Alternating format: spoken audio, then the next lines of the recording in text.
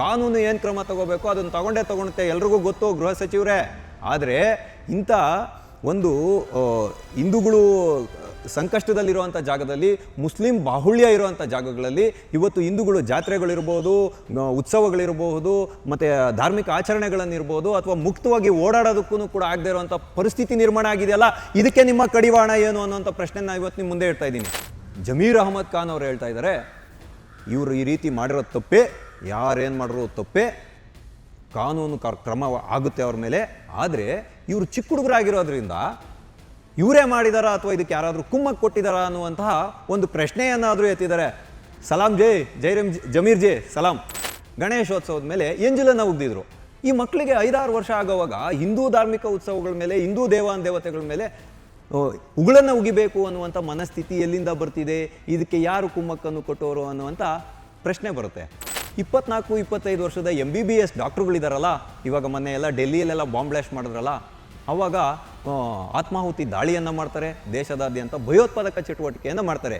ಇದಕ್ಕೆ ಮೂಲವಾದಂಥ ಪ್ರೇರಣೆ ಎಲ್ಲಿಂದ ಸಿಗ್ತಿದೆ?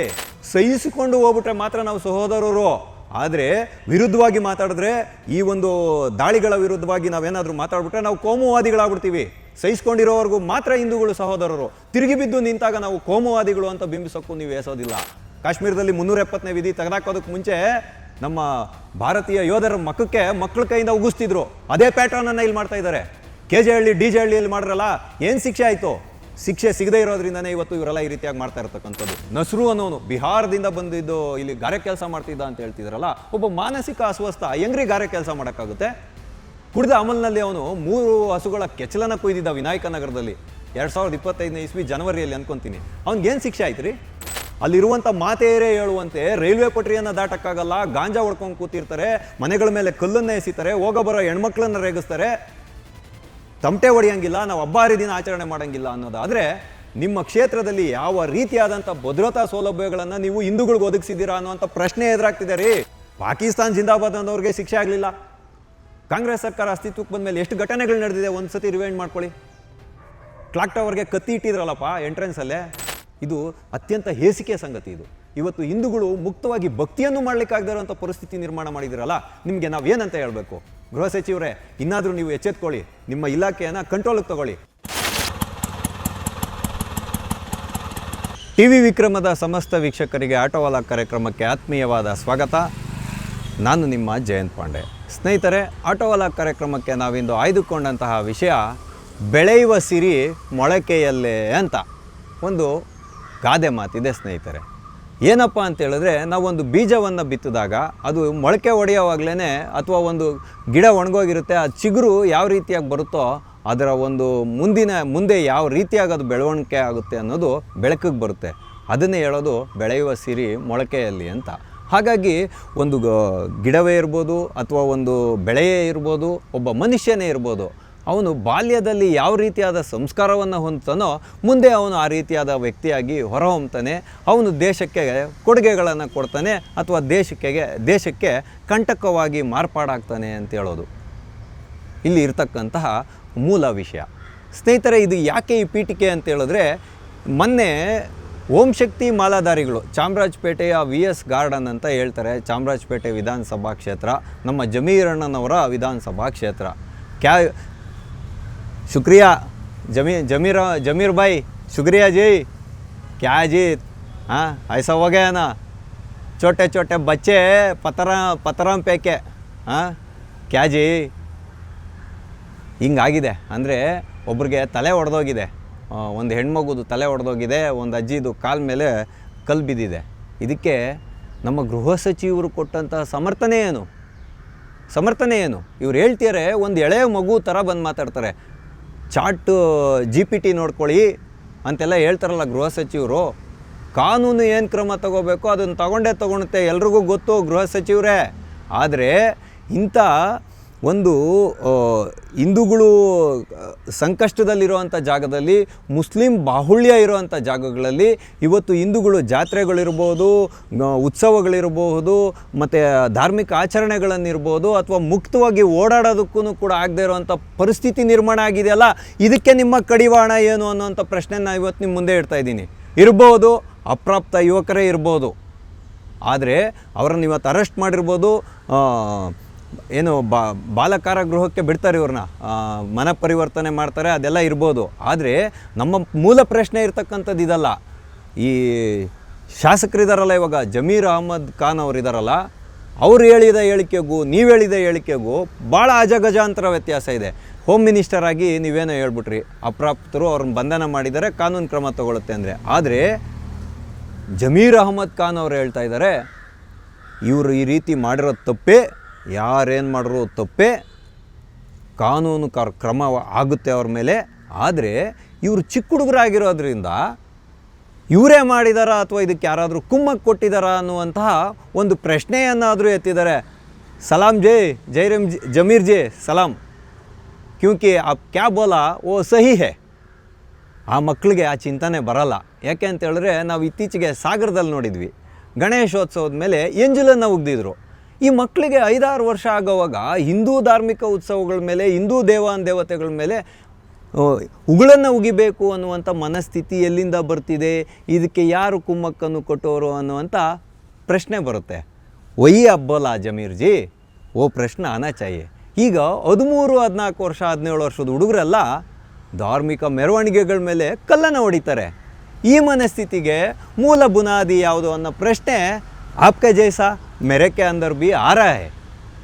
ಆಮೇಲೆ 24-25 ವರ್ಷದ MBBS ಡಾಕ್ಟ್ರುಗಳಿದಾರಲ್ಲ, ಇವಾಗ ಮೊನ್ನೆ ಎಲ್ಲ ಡೆಲ್ಲಿಯಲ್ಲೆಲ್ಲ ಬಾಂಬ್ ಬ್ಲಾಸ್ಟ್ ಮಾಡಿದ್ರಲ್ಲ, ಆವಾಗ ಆತ್ಮಾಹುತಿ ದಾಳಿಯನ್ನು ಮಾಡ್ತಾರೆ, ದೇಶದಾದ್ಯಂತ ಭಯೋತ್ಪಾದಕ ಚಟುವಟಿಕೆಯನ್ನು ಮಾಡ್ತಾರೆ.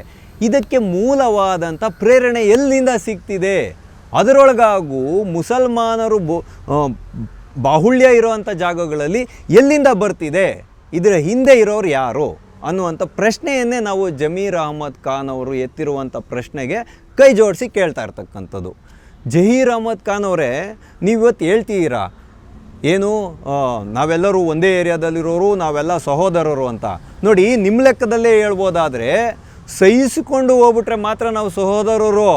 ಆದರೆ ವಿರುದ್ಧವಾಗಿ ಮಾತಾಡಿದ್ರೆ, ಈ ಒಂದು ದಾಳಿಗಳ ವಿರುದ್ಧವಾಗಿ ನಾವೇನಾದರೂ ಮಾತಾಡ್ಬಿಟ್ರೆ ನಾವು ಕೋಮುವಾದಿಗಳಾಗ್ಬಿಡ್ತೀವಿ. ಸಹಿಸ್ಕೊಂಡಿರೋವರೆಗೂ ಮಾತ್ರ ಹಿಂದೂಗಳು ಸಹೋದರರು, ತಿರುಗಿ ಬಿದ್ದು ನಿಂತಾಗ ನಾವು ಕೋಮುವಾದಿಗಳು ಅಂತ ಬಿಂಬಿಸೋಕ್ಕೂ ನೀವು ಎಸೋದಿಲ್ಲ. ಹಾಗಾಗಿ ನೀವು ಇಷ್ಟು ಸಮರ್ಥನೆಯನ್ನು ಮಾಡಲಿಕ್ಕೆ ಹೋಗಬಾರ್ದು. ಇದ್ರ ಹಿಂದೆ ಇರತಕ್ಕಂತಹ ಸೂಕ್ಷ್ಮ ವಿಷಯವನ್ನು ನೀವು ಅರಿಬೇಕು. ಒಂದು ಮಗು ಯಾವ ರೀತಿಯಾದ ಸಂಸ್ಕಾರವನ್ನು ಹೊಂದುತ್ತೋ ಆ ರೀತಿಯಾಗಿ ಅದು ನಡ್ಕೊಳ್ಳೋಕ್ಕೆ ಪ್ರಯತ್ನ ಮಾಡುತ್ತೇವೆ ಮುಂದೆ ಸಮಾಜದಲ್ಲಿ ಅನ್ನೋದಕ್ಕೇ ಬೆಳೆಯುವ ಸಿರಿ ಮೊಳಕೆಯಲ್ಲಿ ಅಂತ ಹೇಳಿದ್ದು. ಹಾಗಾಗಿ ಈ ಮಕ್ಕಳಿಗೆ ಈ ರೀತಿಯಾಗಿ ಮಾಡಬೇಕು ಅಂತ ಯಾರಾದರೂ ಪ್ರೇರಣೆ ಕೊಟ್ಟಿದ್ದಾರಾ? ನಿಮ್ಮದೇ ಕ್ಷೇತ್ರದಲ್ಲಿ ಇದಾಗಿರೋದ್ರಿಂದ ನೀವು CCTVಗಳ ವ್ಯವಸ್ಥೆಯನ್ನು ಯಾಕೆ ಮಾಡಲಿಲ್ಲ? ಮತ್ತು ಇಂಥ ಒಂದು ಉತ್ಸವ ನಡೆಯುತ್ತೆ ಅಂತ ಹೇಳೋದಾದರೆ ಅಲ್ಲಿರುವಂಥವ್ರನ್ನ ಕರೆದು ಶಾಂತಿ ಸಭೆಗಳನ್ನು ಮಾಡೋದ್ರ ಮುಖಾಂತರ ಅಲ್ಲಿ ಭದ್ರತಾ ವೈಫಲ್ಯ ಆಗದೆ ಇದ್ದಂಗೆ ಯಾಕೆ ನೋಡ್ಕೊಳ್ಳಿಲ್ಲ? ಮಕ್ಕಳು ಕೋನ್ ತೋ ಬಿ ಪತ್ರ ಮೇ ಕೇಳಂಗೆ ಕೇಳ್ತಂಗೆ ಜಮೀರ್ ಬೈ, ಕಲ್ಗಳು ತೊಗೊಂಡು ಯಾರಾದರೂ ಆಟ ಆಡ್ತಾರೇನ್ರಿ? ಕಾಶ್ಮೀರದಲ್ಲೂ ಮೊದಲು ಮಾಡ್ತಾಯಿದ್ರು. ಕಾಶ್ಮೀರದಲ್ಲಿ 370ನೇ ವಿಧಿ ತೆಗೆದಾಕೋದಕ್ಕೆ ಮುಂಚೆ ನಮ್ಮ ಭಾರತೀಯ ಯೋಧರ ಮಕ್ಕಳ ಕೈಯಿಂದ ಉಗಿಸ್ತಿದ್ರು. ಅದೇ ಪ್ಯಾಟ್ರನನ್ನು ಇಲ್ಲಿ ಮಾಡ್ತಾಯಿದ್ದಾರೆ. KJ ಹಳ್ಳಿ DJ ಹಳ್ಳಿಯಲ್ಲಿ ಮಾಡಿದ್ರಲ್ಲ, ಏನು ಶಿಕ್ಷೆ ಆಯಿತು? ಶಿಕ್ಷೆ ಸಿಗದೇ ಇರೋದ್ರಿಂದನೇ ಇವತ್ತು ಇವರೆಲ್ಲ ಈ ರೀತಿಯಾಗಿ ಮಾಡ್ತಾ ಇರತಕ್ಕಂಥದ್ದು. ಹಾಗಾಗಿ ಈ ದೇಶದಲ್ಲಿ ಯಾರು ಎಲ್ಲರೂ ಸಹೋದರರೇ, ಸರಿ, ಎಲ್ರಿಗೂ ಬದುಕಲಿಕ್ಕೆ ಅಧಿಕಾರ ಇದೆ, ಸರಿ. ಭಾರತವನ್ನು ನೀವಿವತ್ತು ಏನು ಸರ್ವ ಜನಾಂಗದ ಶಾಂತಿಯ ತೋಟ ಅಂತ ಹೇಳ್ಬಿಟ್ರೆ ಮಾತ್ರ ಸಾಲಲ್ಲ.